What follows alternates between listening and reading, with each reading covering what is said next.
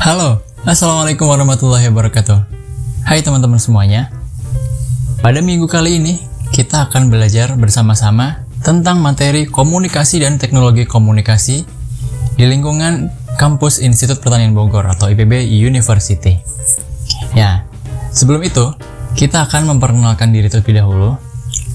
Saya akan memperkenalkan teman-teman dari anggota kelompok 6. Yang pertama adalah Berkah Setiawati, yang kedua adalah Nafakat Zakia, yang ketiga adalah Salah Latifah, dan yang terakhir adalah saya sendiri, Muhammad Hilmi Badrul Zaman.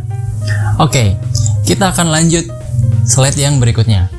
Fungsi utama komunikasi terbagi menjadi 4. Yang pertama, kontrol. Komunikasi sebagai kontrol digunakan untuk mengontrol adab mahasiswa, baik itu berperilaku dan berpakaian, di mana komunikasi yang digunakan yaitu berupa media papan informasi. Yang kedua, informasi. Komunikasi sebagai informasi biasanya dilakukan ketika perkuliahan berlangsung, di mana adanya penyampaian materi atau pembelajaran dari dosen ke mahasiswa. Yang ketiga, yaitu motivasi. Komunikasi sebagai motivasi biasanya dilakukan di IPB antar mahasiswa pembimbing dengan mahasiswa. Yang keempat, ekspresi emosional. Komunikasi sebagai ekspresi emosional biasanya digunakan untuk menyampaikan kepuasan atau keluhan dari individu maupun kelompok, baik itu dari individu ke individu atau individu ke kelompok. Biasanya pada mahasiswa IPB, contohnya itu dalam mengisi EPBM. Jenis-jenis komunikasi, di mana jenis komunikasi ini terbagi menjadi 2. Yang pertama yaitu komunikasi interpersonal. Biasanya komunikasi ini terjadi antar mahasiswa atau mahasiswa dengan dosen. Lalu yang kedua, komunikasi kelompok. Biasanya komunikasi ini terjadi pada saat sesi diskusi, saat perkuliahan berlangsung, atau pada rapat, organisasi, maupun webinar. Selanjutnya, tahapan dalam komunikasi. Terdapat 3 tahapan dalam komunikasi, yaitu pertama, sender mengirimkan sebuah pesan melalui medium dan diterima oleh receiver, kemudian dikembalikan lagi kepada sender. Contoh dekat komunikasi di IPB pada saat mahasiswa menghubungi dosen, di mana mahasiswa bertindak sebagai sender dengan mengirimkan sebuah pesan melalui medium, yaitu media sosial seperti WhatsApp, dan dosen bertindak sebagai receiver, yaitu penerima pesan. Lalu dosen melakukan umpan balik dengan mengirimkan pesan kepada penerima sehingga terjadi komunikasi. Selanjutnya, metode komunikasi. Terdapat 5 metode dalam komunikasi. Yang pertama, face to face. Metode ini sering dilakukan saat berlangsungnya perkuliahan offline di IPB sebelum adanya pandemi COVID-19 saat ini.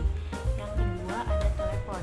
Metode ini juga sering dilakukan oleh mahasiswa saat hendak menghubungi dosen maupun sesama mahasiswa. Yang ketiga, ada video conference. Metode ini baru marak digunakan semenjak adanya COVID-19, yaitu dalam perkuliahan online, di mana metode ini merupakan metode yang paling efektif antara dosen dan mahasiswa dalam proses belajar mengajar. Yang keempat, ada email. Sama seperti grup meeting, email digunakan sebagai tempat komunikasi sekaligus tempat mengirimkan tugas mahasiswa secara personal kepada dosen.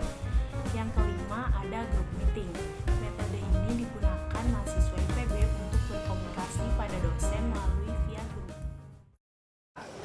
Ya, mudah-mudahan tidak terlalu sulit gitu untuk mencerna apa yang dibicarakan di sini.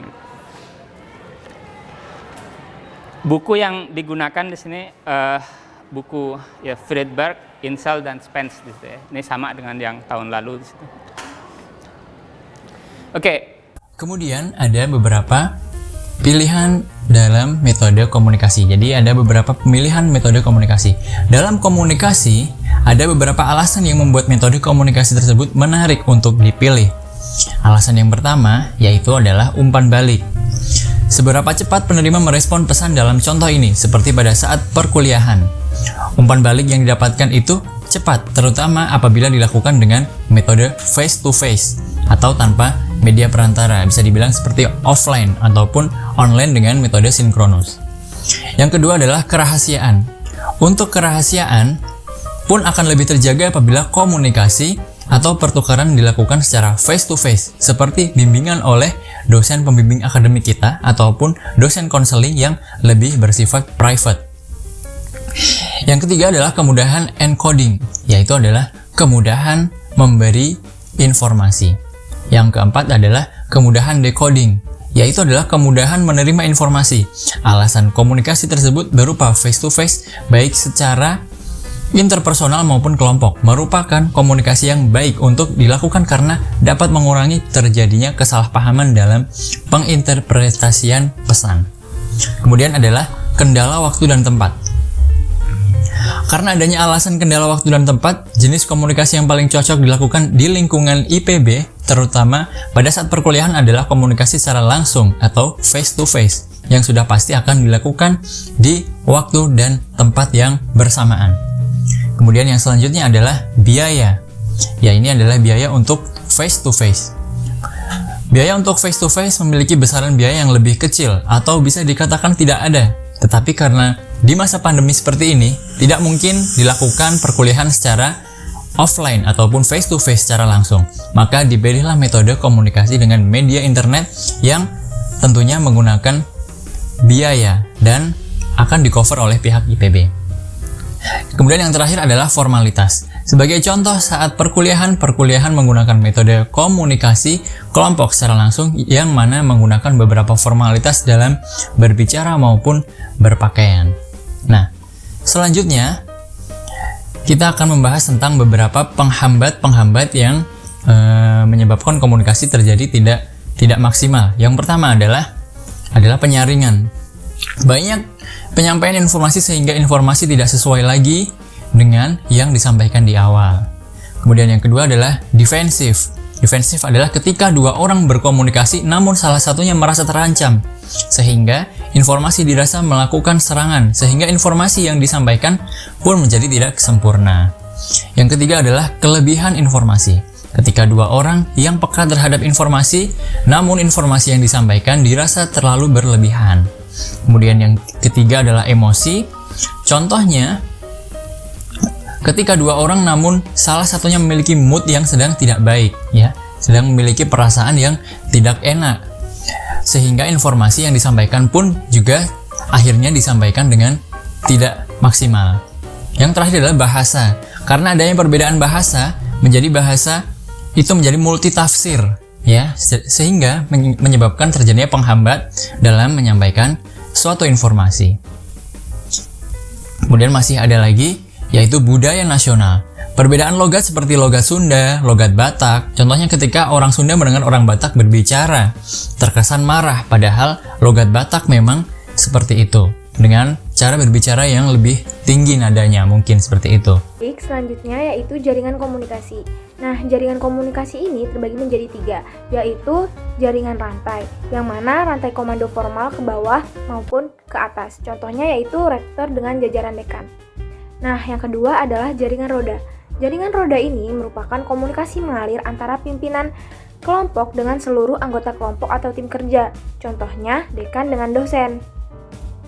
Lalu, yang ketiga adalah semua saluran, yang mana komunikasi ini mengalir dengan bebas di antara semua anggota tim kerja. Contohnya itu di IPB University adalah semua antar sesama mahasiswa. Selanjutnya yaitu media komunikasi dan promosi. Di IPB sendiri terdapat media komunikasi dan media promosi yang dilakukan. Di antaranya yang pertama adalah Jelajah IPB. Nah, Jelajah IPB ini adalah ajang bagi para mahasiswa SMA untuk lebih mengetahui lebih dalam tentang Institut Pertanian Bogor. Yang kedua itu ada aplikasi IPB Mobile, yang mana aplikasi ini disediakan untuk mahasiswa IPB dengan berbagai fitur seperti presensi online, jadwal kuliah, melihat tugas kuliah, rekapitulasi nilai, serta aplikasi pelacak bus di IPB. Nah, yang ketiga ada SIMAK IPB, yaitu Sistem Informasi Akademik IPB yang berfungsi hampir sama dengan IPB Mobile. Yang keempat ada New LMS atau Course IPB, yang mana aplikasi ini digunakan mahasiswa IPB untuk mengirim tugas, mendownload materi kuliah, dan melaksanakan kuis ataupun ujian. Nah, Demikianlah materi yang dapat kita sampaikan pada video kali ini. Semoga dapat dipahami dan memberikan manfaat. Kurang lebihnya mohon maaf, kami dari kelompok 6. Assalamualaikum warahmatullahi wabarakatuh.